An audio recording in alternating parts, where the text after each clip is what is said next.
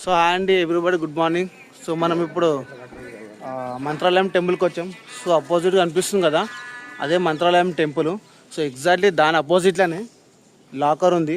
ఇక్కడ లాకర్ తీసుకున్నాం అనమాట మనము. అపోజిట్లోనే ఫ్రంట్ టెంపుల్ ఉంటుంది, బ్యాక్ సైడ్ అపోజిట్లోనే మనకు లాకర్ ఉంది అనమాట.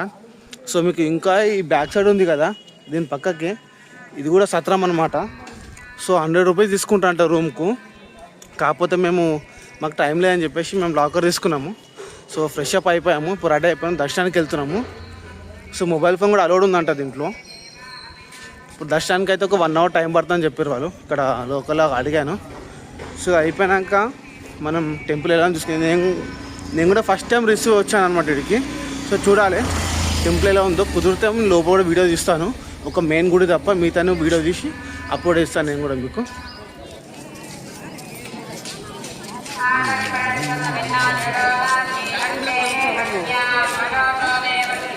Curry also cover.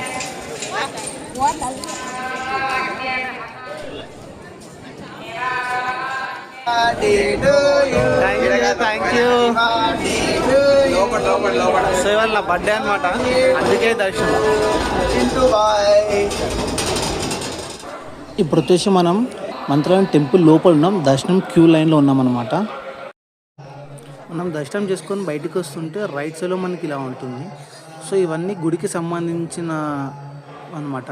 సో చూడొచ్చు అప్పట్లో స్వామివారు ఎలాంటి చెప్పులు వేసుకోరు, ఎలాంటి సామాన్లు ఉండో దాని గురించి ఇవన్నీ ఉన్నాయన్నమాట.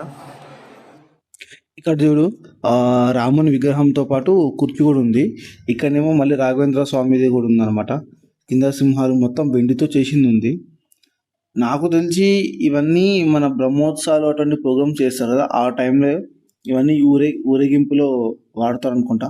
సో ఇక్కడ 3 కుర్చీలలో కూడా పల్లెకిలో కూడా రాఘవేంద్ర స్వామి గారే ఉన్నారు. సో ఇవన్నీ నాకు తెలిసి అదే ఆ టైంలో ఎలా ఉండేనో అట్లా పీఠాధిపతులు కదా వీళ్ళు. సో ఆ విధంగా ఉందన్నమాట. మీకు చూసుకోవచ్చు పైన వెనుక బ్యాక్ సైడ్ ఏదైతే మందిరం ఉందో మన టెంపుల్, దాని గోపురం కనిపిస్తుంది.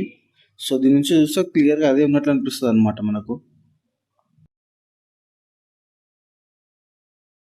సో అలాగే ఇది చూడొచ్చు, ఇది టెంపుల్ అనమాట, మంత్రాలయం టెంపుల్. సో ఇప్పుడు ప్రజెంట్ ఎలా ఉందో ఆ డిజైనే ఇది. చూడొచ్చు ఎంట్రన్స్లో మనకు 2 కమాండ్లు ఉంటాయి. సో ఎదురుగా మళ్ళీ మధ్య స్పేస్ ఉండి లోపల గుడి ఉంటుంది. సేమ్ అదే అనమాట ఇది. చూడండి ఇక్కడ ఒక ఫ్యామిలీ 2 చిన్నపిల్లల్ని ఇప్పుడు ఇట్లా రాఘవేంద్ర స్వామి గెటప్లో వేయించారనమాట ఇద్దరిని.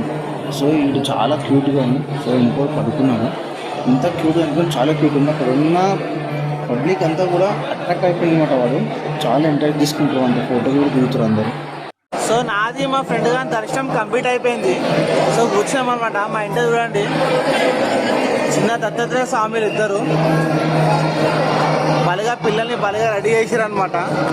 సో మా దర్శనం కంప్లీట్ అయిపోయింది. నెక్స్ట్ ఏడికి వెళ్ళాం ప్లాన్ చేసుకుందాం బయటికి వెళ్ళి మనం.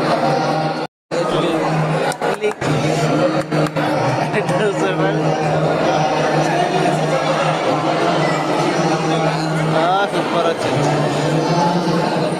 మనం దర్శనం చేసుకుని బయటకు వచ్చాక మనకి ఇక్కడ 5 సైట్స్ చూపిస్తా అని చెప్పి అన్నారు. పర్ పర్సన్ వచ్చి 150 అనమాట. సో చూడొచ్చు ఇది ఫస్ట్ 1. సో ఇట్లా హనుమంతుని విగ్రహం ఉంటుంది, చాలా పెద్దగా ఉంది. గంజయ్య హనుమాన్ అనమాట.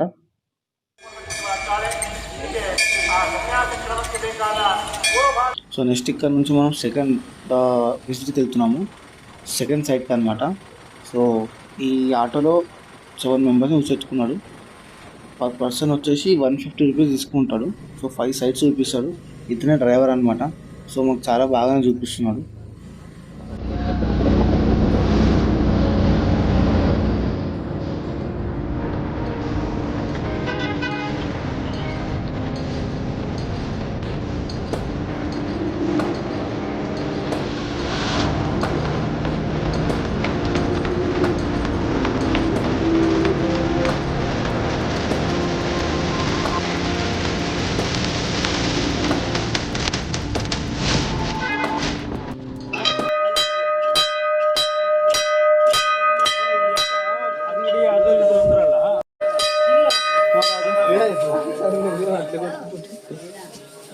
राहिला मामू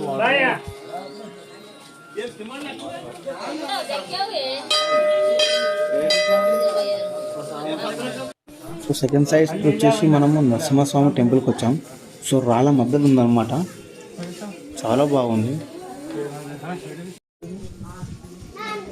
ఏం లేదు, బొట్టు కొండలు రాళ్ళు ఉన్నాయి. సో ఇక్కడ చిన్న దారి కూడా ఉంది అనమాట, కింద నుంచి చిన్న దారి ఉంది అక్కడ. సో ఫైనల్గా మేమైతే లక్ష్మీనరసింహస్వామి కుండలో వెలిసిన లక్ష్మీనరసింహస్వామి దర్శనం అయితే కంప్లీట్ అయిపోయింది.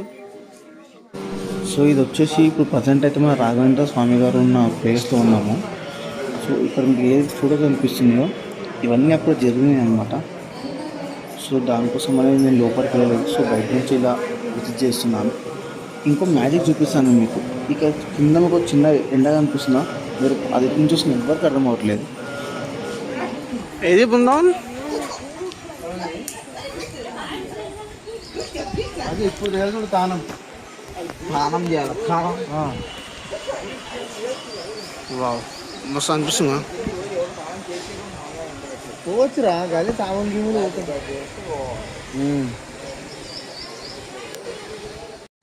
సో ఇది వచ్చేసి ఏకశిల బృందావనం అనమాట. ఒక్క రాయితోటి శిల కట్టినది ఇది, ఒక సింగిల్ రాయితోటి కట్టినారు అనమాట ఇట్లా డిజైన్. సో ఇది కూడా అంతే, శ్రీ ఉపా ప్రయూప్ సంథింగ్ ఏదంది. అసలు చూడొచ్చు, మస్తు జుబ్బాస్ లొకేషన్. అసలుకి పక్కన నది పోతుంది, అక్కడ ఒక అతను బోట్ చిన్న పడవ నడిపిస్తాడు.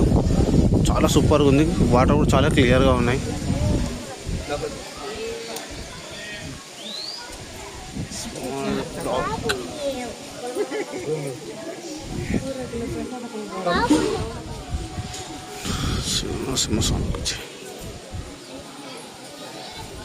ఒక చిన్న శివలింగం ప్లస్ ఒక నంది.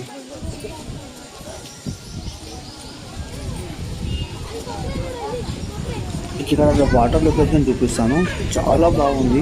పక్కన నుంచి వెళ్తూనే ఉంటుంది అది, చాలా అంటే చాలా సూపర్గా ఉంది అనమాట. సో ఇంకా మనం కిందికి వెళ్తే ఇంకా చాలా బాగా అనిపిస్తుంది. So పైనుంచే video. సో మీకు లోపల కనిపిస్తుంది కదా విగ్రహం ఏదైతే ఉందో, ఇది ఏకశిల విగ్రహం అనమాట. ఇది ఒకే రాయితోటి డిజైన్ విగ్రహం చెక్కిరనమాట. సో పక్కనే పెద్ద రాయి చెట్టు కూడా ఉంది.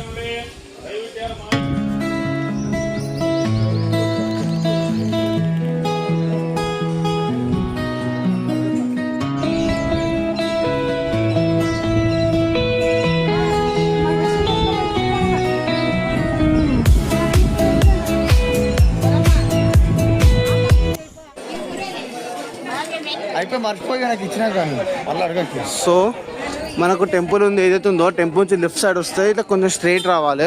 ఒక 200 మీటర్స్లో మీకు డెడ్ ఎండ్లో ఇలా రైట్ సైడ్ మీకు బోర్డు కూడా కనిపిస్తుంది, అన్నపూర్ణ డైనింగ్ హాల్ అని. సో దాని ముందు ఇలా షెడ్ ఉంటుంది. షెడ్ లోపల నుంచి లోపలికి వెళ్ళాలన్నమాట. సో ఇక్కడే అన్నదానం జరుగుతుంటుంది మన మంత్రాలయంలో.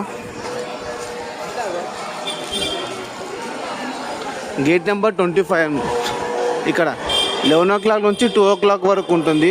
నైట్ మళ్ళీ 7:30 నుంచి 9 PM వరకు ఉంటుంది. మీకు టైమింగ్స్ కూడా చూపిస్తాను నేను మీకు.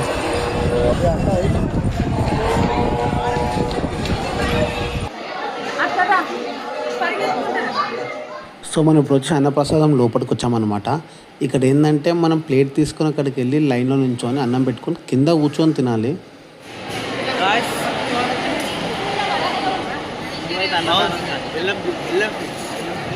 బెల్లం స్వీట్ అంటే మాకు బెల్లం స్వీట్ మన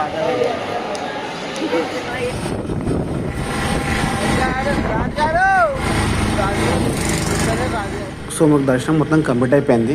సో ఇప్పుడు మేము రిటర్న్ వెళ్ళిపోతున్నాం అనమాట. ఇక్కడ నుంచి ఆటోలో వెళ్ళి స్టేషన్ వరకు ఆటోలో వెళ్తాం. సో అక్కడ నుంచి మనం by train to Hyderabad. Wow, చూస్తున్నారా, ఇది వచ్చేసి స్టేషను. సో ఇది వచ్చేసి మంత్రాలయం రైల్వే స్టేషన్ అనమాట. సో చాలా సూపర్గా ఉంది కదా. ఫ్రంట్ ఆటో స్టాండ్ కూడా ఉంది. ఆటో స్టాండ్కు చాలా పెద్ద ఒక షెడ్స్ కూడా వేసి పెట్టారు అనమాట. చూడండి ఎంత సూపర్గా ఉందో, అసలుకి చాలా సూపర్గా ఉంది మంత్రాలయం రైల్వే స్టేషన్ ఇది. సో చూడొచ్చు రైల్వే స్టేషన్ ఎంత పెద్దగా ఉందో, చాలా సూపర్గా ఉంది. మీకు చూపిస్తా. ఇంకా అక్కడ ఫ్రంట్లో కూడా చాలా పెద్దగా ఉంది స్టేషన్.